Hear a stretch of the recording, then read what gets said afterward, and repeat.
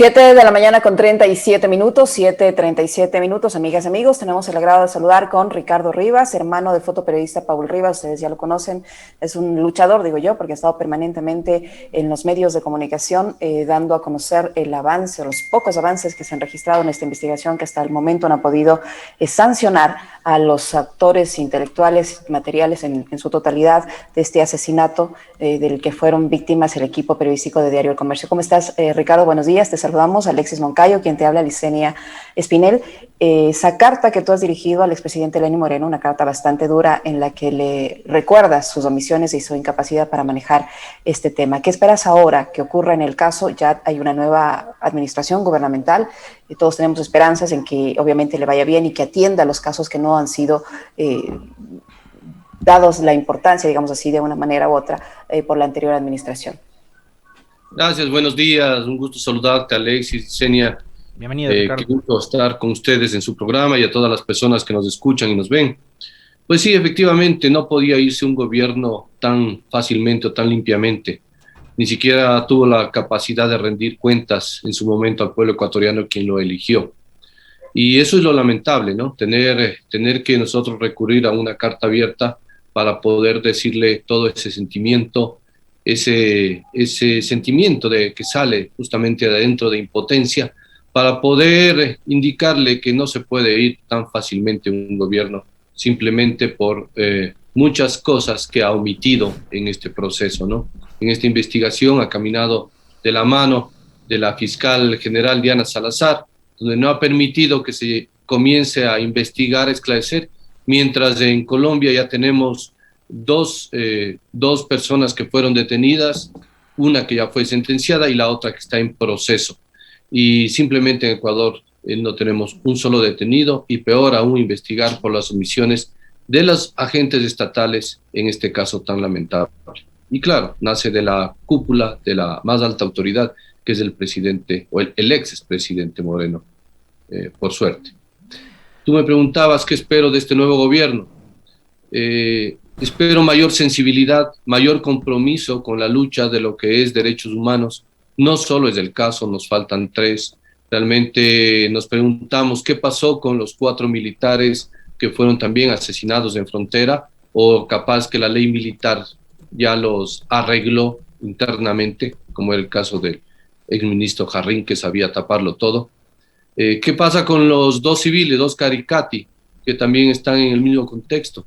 ¿Qué pasa con el soldado Ilaquiche? En total fueron 10 personas que murieron en frontera. ¿Qué pasa con los casos de derechos humanos donde no se ha esclarecido absolutamente nada? El caso de David Romo, el caso que es político, el caso Gabela, y así un montón de casos que tenemos. Todos los días desaparecen cientos de personas y que las redes sociales de la sociedad civil tienen que activarse para poder encontrarlas de una u otra manera.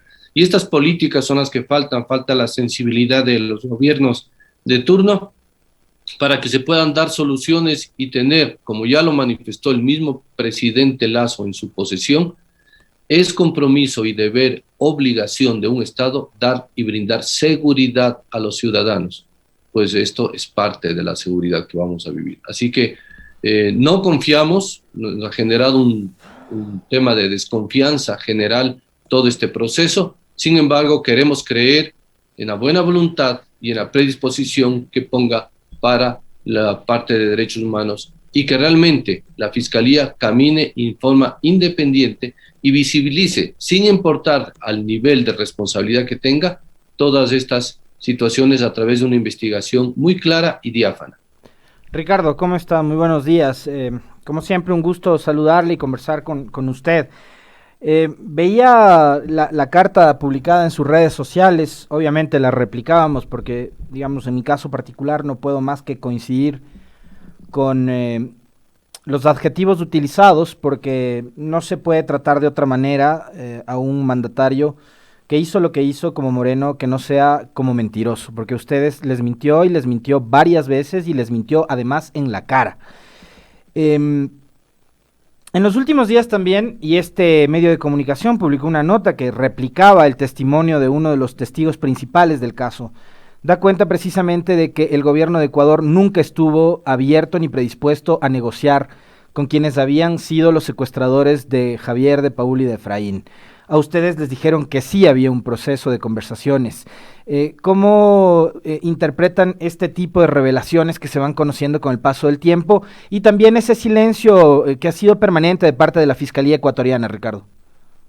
Sí, justamente, mira, a través del tiempo toda la verdad sale a la luz. Y ahora conocemos un testimonio de uno de los detenidos en Colombia, que ellos recibieron una advertencia por parte del gobierno ecuatoriano donde les dio 8 días para que sean liberados y que ellos no iban a negociar. Es decir, esto es un nuevo elemento que sale a la luz pública, donde ellos el día 27, entre el 27 y 28 de marzo, emiten este comunicado. Y esto les permite a ellos tomar decisiones como el asesinato que conocemos. Pero las preguntas son, ¿a través de qué canal de comunicación lo hicieron? Porque a nosotros nos indicaron, y es evidente, unos chats donde justamente uno de los oficiales de la policía chateaba con Guacho, pero coincidentemente no existen los chats desde el 27, 28, 29 y reaparecen el 30 con un nuevo negociador. Es decir, a este capitán, me parece, Saldumbide, lo sacan de la negociación y él que había incluso ya logrado hasta un nivel de cercanía, que es fundamental en estos, le dicen retírate que vengo yo, asume la comunicación a alguien más y se rompe la comunicación. Exactamente, entonces él que ya venía desde el mes de enero chateando y siendo familiar, entre comillas, en cuanto a conversación se refiere, lo quitan y lo ponen a una persona de apellido Maldonado, que es el negociador, pero ya por declaraciones que nosotros conocemos y que son públicas, este señor Maldonado solo era el nombre, solo era una imagen que lo pusieron ahí. Las preguntas son, ¿por qué? ¿Por qué no siguieron con el canal de comunicación? ¿Por qué esos chats de esos 3 o 4 días no están en fiscalía, no están judicializados? Ellos dicen, es que esos 4 días no hubo comunicación. Sin embargo, hoy sabemos que sí hubo y que el gobierno les dio 8 días de plazo para liberarlos y que no iba a haber negociación tal. Si ustedes suman más o menos entre el 27, 28 de marzo, que presumimos que se dio esto, más los 8 días, nos da entre el 6, 7 de abril el plazo que se cumple cuando nosotros indicamos que justamente fueron ellos asesinados. Entonces, este es un nuevo elemento que se incorpora por versión de uno de los detenidos que están allá en Colombia. Pero es increíble ver cómo la Fiscalía de Ecuador no tiene ni idea de todo esto que estoy hablando. Tenemos un fiscal, que yo lo mencioné, me parece anteriormente, un fiscal guano que no ha hecho una sola diligencia en más de un año. Una sola diligencia, no ha hecho absolutamente nada. Es más, ni siquiera lo conozco. Y fue el que nos negó, como ya lo mencioné anteriormente en otra entrevista, fue el que nos negó el acceso a las pertenencias de Paul, que todavía están en criminalística. Y todavía están retenidos ahí la laptop, está retenido su celular, y en investigaciones, pero investigaciones de qué, si no se ha movido nada, absolutamente más de un año. Entonces, efectivamente, estos son elementos, por decirlo uno, otro elemento que salió a la luz a través de esta persona detenida, es que la camioneta fue movida. A nosotros nos indicaron que ellos fueron interceptados en carretera. La camioneta aparece en la población de Mataje. Pero este detenido corrobora y dice, yo vi cómo al día siguiente del secuestro vinieron personas uniformadas de negro que creo que decía COE o GOE, decía él textualmente, y lo movieron, dice, y movieron la camioneta y se llevaron. Y esto nos da justamente parte de la tesis que nosotros sí estamos, a través de las investigaciones, indicando, que es que movieron la camioneta el Ecuador a través de varias personas de la fuerza policial para posicionar la tesis de que Ecuador no tuvo nada que ver en el secuestro y que ellos pasaron por su cuenta y riesgo. Tesis que fue además sostenida por el procurador, quien también replicó las mentiras del gobierno. Y el exministro Jarrín, que también se hizo eco de los mismos. Entonces, esto te da una confabulación del aparato estatal en su momento para cubrir una serie de incidencias y evidencias para posicionar una tesis del Estado con la complicidad de la Fiscalía General para no investigar y que esto se dilate en el tiempo, nosotros nos cansemos y todo quede en el olvido, cosa que no va a suceder. Ricardo, hace unos días se produjo un fallido intento de pedir perdón de este señor Gustavo Angulo Arboleda, alias Cherry. De lo que he podido revisar, ustedes no le concedieron el perdón porque él tiene muchas contradicciones y no sintieron un real arrepentimiento. ¿Cómo se produjo esto? Sí, efectivamente, una de las figuras legales que existe en Colombia, cuando hay estos hechos de violación de derechos humanos, como parte de la reparación a las víctimas, es el acto de pedir perdón, pero es un acto solemne, un acto en el cual realmente la persona que lo pide debe sentirlo y debe hablar con la verdad, que eran nuestros requerimientos, que él lo diga, que transmita y que se conozcan cosas que ayuden a esclarecer esta verdad y se llegue a una justicia como tal. Lamentablemente no se dio en esas circunstancias.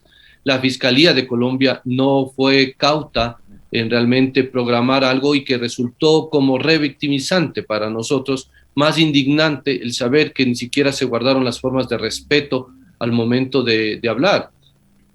Imagínate que tú estás frente a la persona que participó en el secuestro de un familiar tuyo, de nuestro hermano, padre, hijo, y tratar de verlo a la cara, por lo menos ver sus ojos, su arrepentimiento, ver realmente la condición humana de esta persona. Pero lamentablemente ni siquiera el audio, ni siquiera el video se pudo hacerlo adecuadamente. Y entró en contradicciones, es decir, tratando de tapar, y se notó claramente una política o un discurso apegado al gobierno colombiano que quería dejar puntualizado algunas acciones para ellos también evadir su responsabilidad. Era evidente porque cuando no se habla con la verdad y se le hace una repregunta, las contradicciones salen a la luz. Sin embargo, hubo elementos como los dos que acabo de mencionar y hay otros en los cuales sí por lo menos se contribuye a ir armando de poco a poco toda esta situación en los cuales los gobiernos han querido taparlo, tanto de Colombia como de Ecuador a través del aparataje estatal. ¿El rol de la Fiscalía de Colombia ha sido distinto? Digamos, de alguna forma, bueno, entendemos también cuál es el rol que juega el fiscal Barbosa en Colombia, pero ¿ha ayudado en algo en las investigaciones y sobre todo en este proceso último que yo les leía a ustedes, a ti Ricardo y a Yadira, en Twitter y cuestionaban también cuál había sido el accionar de la Fiscalía de Colombia, incluso desde el punto de vista técnico, ya ni siquiera solo desde el punto de vista jurídico, legal, de los procedimientos administrativos, sino hasta en lo técnico? Decía que no habían dado las facilidades como para que, digamos, este encuentro virtual pueda desarrollarse de forma normal, pero ¿cuál es, a más de lo que ha ocurrido con la Fiscalía de Ecuador, la visión que ustedes tienen del rol de la Fiscalía colombiana? Bueno, la Fiscalía colombiana está alineada al aparataje estatal realmente para evitar o evadir la responsabilidad del Estado que tuvo en esta zona. No ha querido investigar igualmente, más allá de atrapar o tenerlos a dos, creo que tiene los dos que mencioné y los otros dos que están en proceso, donde uno de ellos es sumamente importante, alias Roberto, que él es el que secuestró en el Ecuador y lo entregó a Cherry, y él está detenido allá y no avanza el proceso de ellos. Además de estas 4 personas que están detenidas, no han querido investigar mucho más allá del contexto, es decir, solo se enfocan en la responsabilidad de los 4, pero las responsabilidades que existen alrededor, donde ahora por versiones de ellos mismos sabemos que Colombia intervino en la negociación del 28 de marzo para la liberación de ellos y que se iba a dar, e interviene Colombia para que no se dé la liberación. Esa es una pregunta muy importante que tiene que ser respondida o resuelta y que la Fiscalía de Colombia tampoco quiere investigar, sino solamente se limita a los hechos. Ya lo dice el informe de la CIDH, donde emite 30 recomendaciones y dentro de esas 30 recomendaciones es compartir las investigaciones entre Colombia y Ecuador para llevar un proceso más adecuado y segundo también que se amplíe la investigación a las responsabilidades estatales que existen, que son evidentes, que ya lo menciona un equipo de seguimiento especial conformado por una institución internacional de mucho reconocimiento, ya lo menciona, pero simplemente los dos estados se hacen de los oídos sordos y aquí no ha pasado absolutamente nada. Eso es lo que nosotros ahora vamos a hacer incidencia. Hay un nuevo cambio de gobierno aquí gobierno aquí en el Ecuador, muy pronto lo habrá en Colombia, y esperamos justamente recurrir con estas incidencias, con estas evidencias incluso, a que se determine y que acepten la responsabilidad estatal. Mira qué importante que es tener autoridades y tener gobernantes en los cuales asuman esta responsabilidad, estos errores, como lo mencionó el expresidente Moreno, por falta de experiencia, que asuman esta responsabilidad estatal y que estén dispuestos justamente a llegar a una memoria y una justicia por la incapacidad, la incompetencia de ministros, de autoridades nombradas en su momento. Creo que esto es fundamental y esto va a respetar mucho más, le da una mejor imagen a un gobernante y el respeto que se gana por parte de la población. Todos somos seres humanos, todos estamos propensos a cometer errores, pero sin embargo hay que asumirlos y hay que responder. No esperamos, perdón, 20 años o 18 años, como lo mencioné en algún momento, para que una comisión internacional determine la responsabilidad del Estado y el gobierno de turno que esté en ese momento, dentro de 18 o 20 años, diga, sí, en realidad ha sido culpa nuestra, perdonen.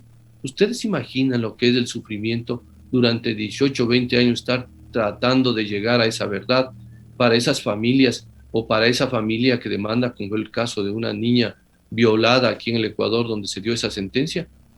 Eso es lo que la población ecuatoriana tiene que ver, eso es lo que las autoridades tienen que ver, que no debemos esperar 20 años para asumir una responsabilidad por la negligencia, la incapacidad y la incompetencia de un primer mandatario que es evidente y que realmente es uno de los mayores, yo lo he dicho, también se asesina por omisión.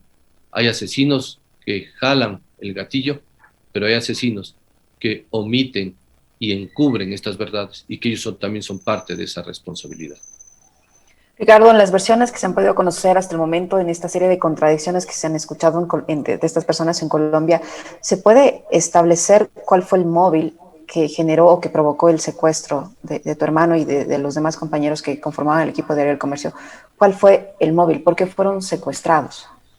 Sí, realmente fueron secuestrados. Bueno, había el dictamen, bueno, el dictamen, sino había la determinación y la orden de Guacho de que todo civil que transite por la zona sea muerto, o sea, le asesinen realmente. El momento que ellos los atrapan, son versiones de ellos mismos, que lo atrapan, ellos deciden comunicarle a Guacho porque pertenecen a un medio de comunicación, y Guacho dice, no, a ellos no les maten, tráiganlos delante de mí, quiero hablar con ellos. Y entonces se da de esta manera el secuestro, definitivamente. Eso ya está más que comprobado, lo han dicho en versiones que lo fue en la población de Mataje y que los llevaron al lado colombiano de Cherry para que él los lleve, después de, él dice, 20 minutos que estaban caminando y llega donde estaba Guacho y él conversa con ellos durante 3 días. Eso está determinado.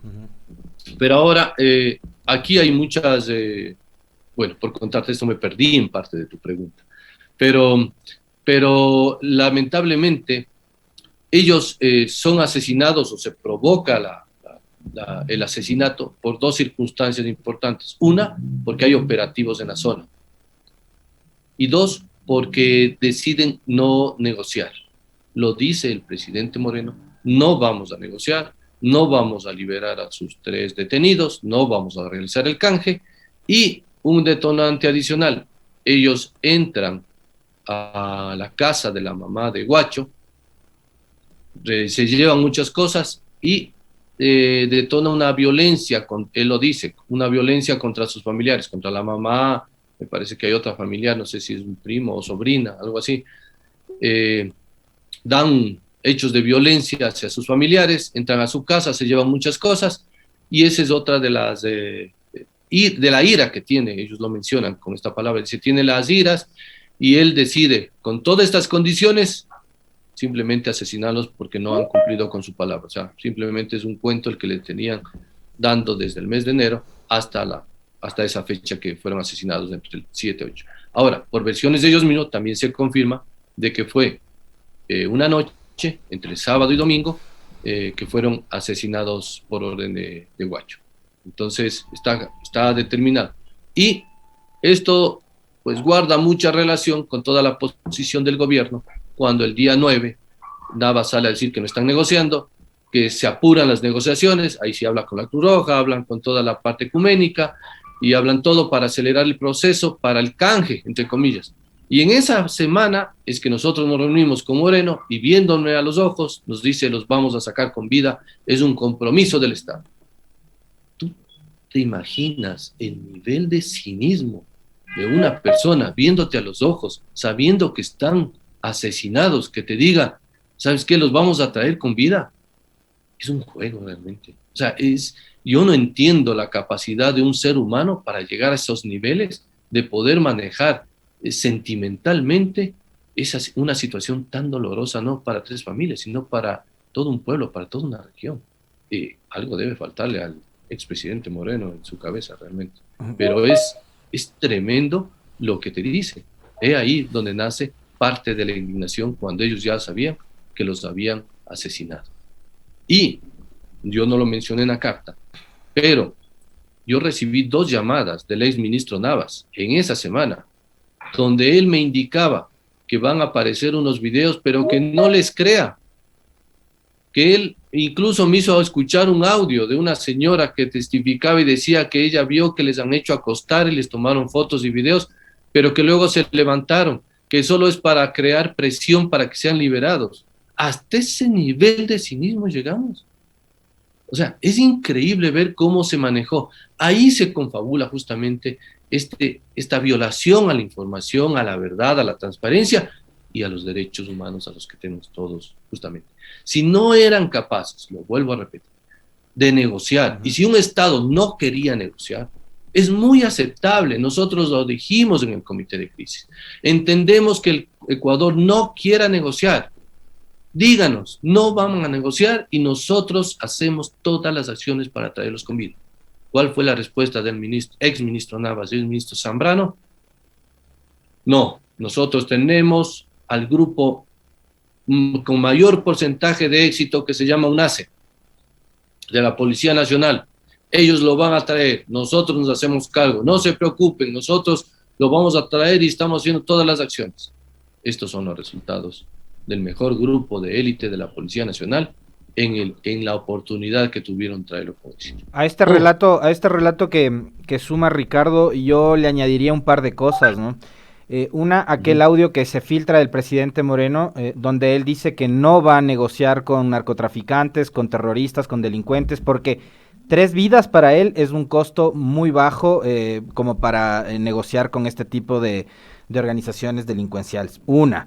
Y la otra, ellos ya tenían, Ricardo, a propósito del relato que le hacías de en la primera parte, en la respuesta a Licenia, ellos ya tenían informes de inteligencia de que el grupo Oliver Sinisterra tenía como principales objetivos sobre todo a periodistas, porque no ganaban nada secuestrando a civiles que no les servían, digamos, como una herramienta de presión para el gobierno. Entonces, el momento en que ellos empiezan a ver que llegan periodistas y tal, ya tenían planteado que estos eran objetivos, ¿no? Y ahí la irresponsabilidad de las Fuerzas Armadas y en general de las Fuerzas del Orden de dejarles pasar, de no tener más control en aquel filtro en el que permiten que la camioneta con los 3 integrantes del equipo del comercio pase hacia la zona más peligrosa en Mataje, ¿no? O sea, esas 2 cosas quería añadirlas, y yo quería preguntarte algo adicional, Ricardo, porque todo el relato que tú haces es realmente desgarrador. Muchas personas nos están escribiendo siempre sobre este tema, y les conmueve obviamente todo el dolor que han atravesado las 3 familias. Pero en los últimos días hemos visto, y a manera de despedida a Lenín Moreno, que incluso periodistas le han dedicado artículos, le han dedicado caricaturas, casi que agradeciéndole por el respeto a las libertades que ha tenido Moreno y su gobierno, por el respeto a la prensa, a la libertad de expresión. ¿Cómo asumes tú ese rol que han jugado también algunos colegas? Obviamente no son todos, pero algunos colegas de algunos medios de comunicación que han ensalzado el rol de Moreno con respecto a la prensa, cuando su gobierno tiene una enorme deuda con tu familia, con la familia de Javier y con la familia de Efraín Segarra. Tú lo has mencionado, lamentablemente, incluso los periodistas, los comunicadores, ya lo ven como un tema de familia. Y esto no es de familia. Eso es un tema de libertad de expresión, de libertad al trabajo, de libertad de movimiento, de movilidad en las zonas. Y no puede ser que tengamos, y aquí me voy a ganar unos cuantos criterios negativos, tal vez en redes sociales, pero no importa.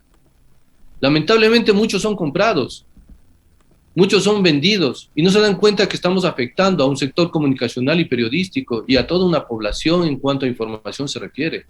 Esta lucha tiene que ver por ustedes, por todos, porque yo me puedo quedar tranquilo en la casa, simplemente llorando esta ineptitud de un gobierno y buscando solamente esta verdad. Pero ¿qué tal si fueron ustedes? Si eran las otras personas que ensalzan ahí al presidente saliente, aquellos que ponen dibujitos, aquellos que se dejan pautar y comprar las verdades, aquellos que no escriben ni siquiera un solo editorial a los 3 años de este lamentable hecho. ¿Dónde está? No es un dolor de grupo o de trabajo en equipo, pero sí es apersonarse de algo que va en función de ellos mismos. Cuando estamos buscando una ley de comunicación que nos dé la posibilidad de hablar y de investigar libremente y que salga a la luz todas estas corrupciones que han existido y que no seamos cooptados por un gobierno.